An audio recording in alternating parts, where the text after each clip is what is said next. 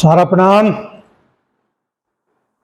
सहारनीय परिवार के मेरे प्यारे कर्तव्योगी साथियों और सहारा से जुड़े समस्त सम्मानित निवेशकर्तागण का एक बार फिर से हार्दिक अभिनंदन, स्वागत है।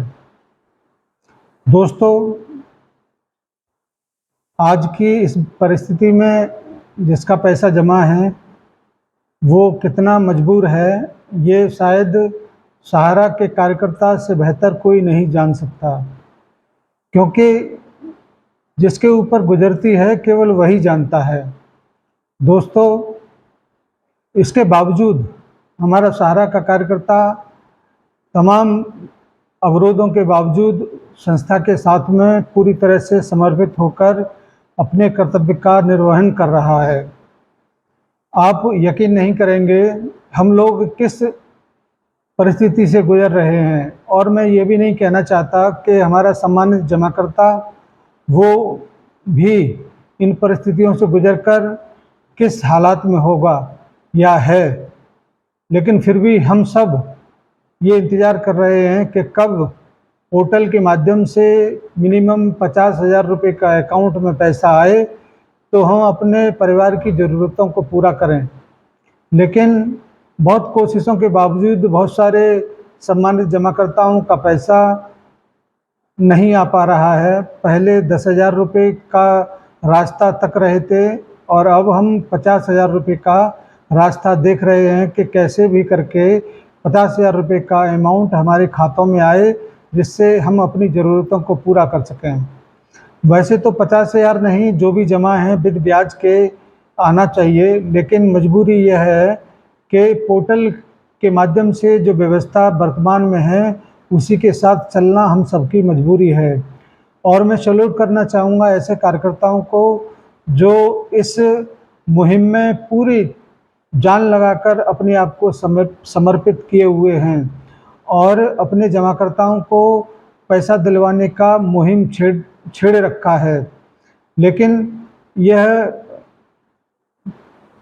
बहुत कम मात्रा में आ रहा है और बहुत कम मात्रा में हमारे कार्यकर्ता भी सक्रिय हैं। अगर जितने लोग काम कर रहे थे अगर पूरी ताकत के साथ इस मुहिम में जुटते तो शायद आज बहुत सारे लोगों का पैसा उनके खातों में पहुंच जाता, क्योंकि जो डिफिशियंसी है वह अधिकतम सहारा के कार्यकर्ता जो खुले हुए कार्यालय हैं उन्हीं के माध्यम से पूरा कर पा रहे हैं। आपको थोड़ा सा अफसोस ज़रूर होगा कि जिस वक्त जो कार्यालय खुले हुए थे, अगर उन कार्यालय को आप सपोर्ट करते और उनको बंद होने से रोकते तो शायद आज परिस्थिति अलग टाइप से होती। लेकिन बहुत सारे दबंगई दिखाने वाले लोगों ने अपनी ताकत का गलत इस्तेमाल किया और वहाँ पर बैठे हुए कार्यकर्ताओं के साथ में बहुत सारी बदतमीजियाँ की।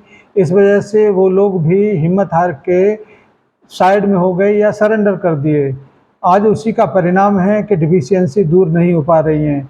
अगर डिफिशियंसी कार्यालय खुलता तो बहुत आसानी के साथ दूर हो सकती थी। और मैं अपने कार्यकर्ताओं से भी अनुरोध करना चाहूँगा कि जहाँ पर भी कार्यालय खुला हुआ है पूरी ताकत के साथ जल्द से जल्द आप अपने जमाकर्ताओं का पोर्टल के माध्यम से आधार से रजिस्ट्रेशन कराकर उनको अप्लाई कराएं, जिससे आने वाले समय में जब 50,000 की जगह पर 1 लाख या 2 लाख रुपए का पोर्टल धन जारी करने का घोषणा करेगा तो निश्चित रूप से जो लोग 10,000 प्राप्त कर लिए हैं उनका और अमाउंट भी उनके खाते में ज़रूर पहुंचेगा।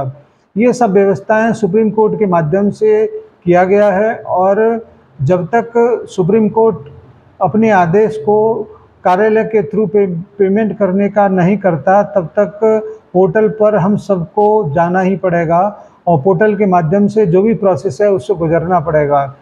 तमाम लोग इस बात को कहते हैं कि पोर्टल पर जो डिफिशियंसी हैं वो संस्था दूर करेगा, लेकिन संस्था के माध्यम से जो भी संसाधन उपलब्ध कराए गए हैं वो कार्यालय जो खुला हुआ है उन्हीं के माध्यम से वो दूर हो सकता है।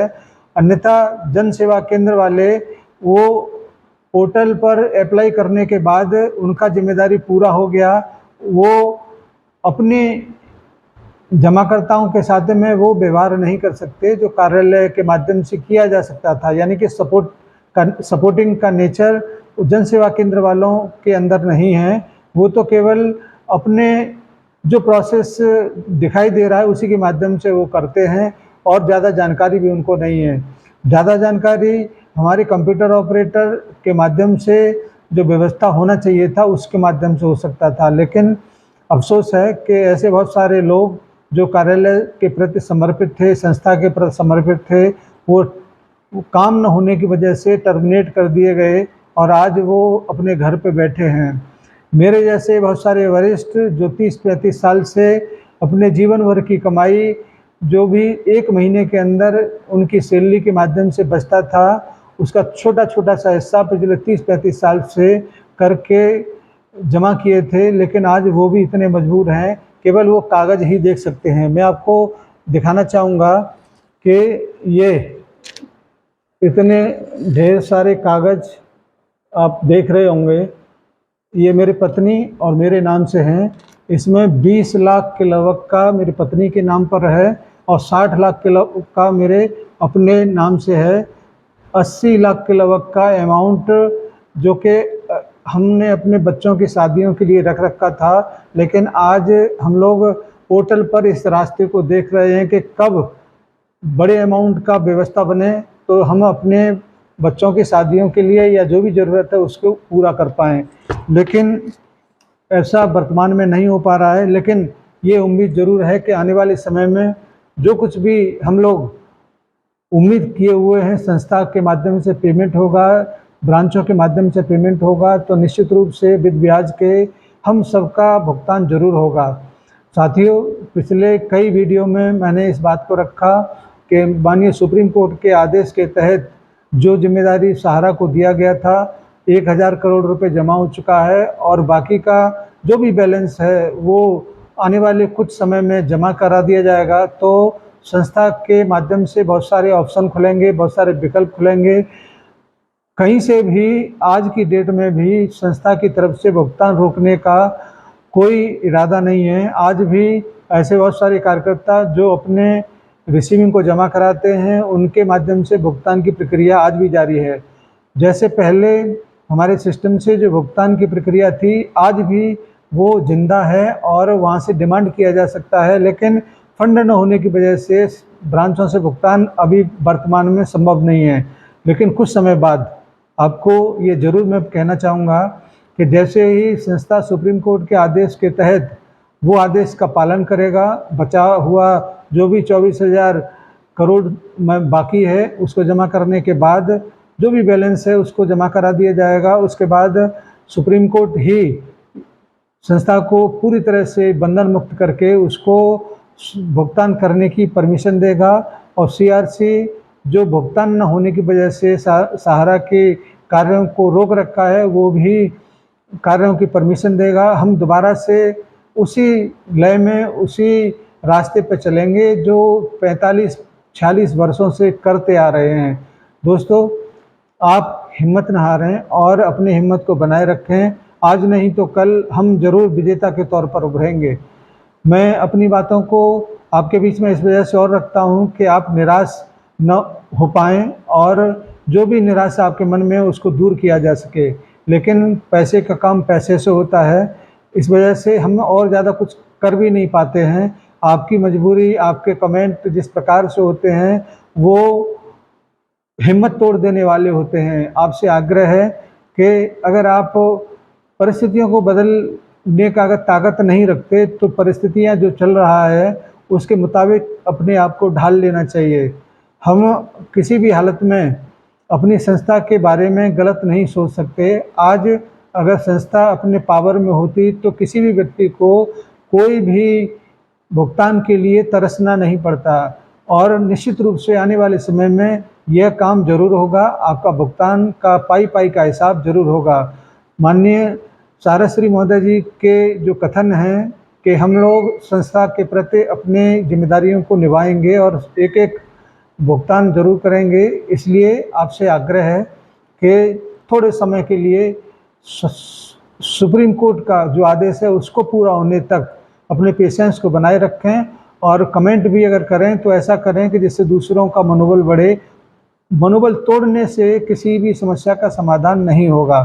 साथियों, आपसे ये ज़रूर कहना चाहूँगा कि जो बुरे दिन थे वो गुजर चुके हैं, अब अच्छे दिन आने का शुरुआत निश्चित रूप से होने वाला है और ये अगले 1-2 महीने के अंदर आपको दिखाई भी पड़ेगा।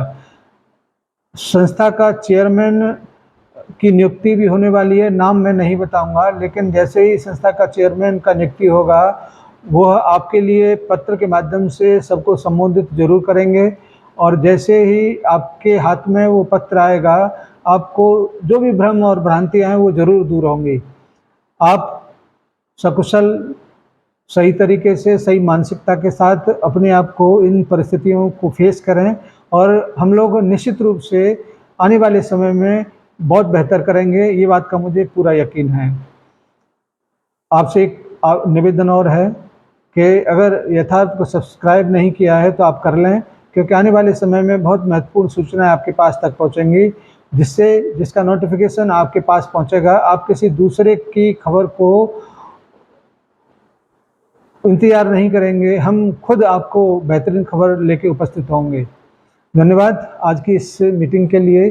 जो छोटा मोटा दर्द था वो आपके बीच में मैंने रखा, मुझे यकीन है कि आपको पसंद आएगा। धन्यवाद, सादर सारा प्रणाम और हमारे समस्त निवेशकर्ता को धैर्य के लिए, हिम्मत के लिए सादर नमस्कार। जय हिंद, सादर सारा प्रणाम।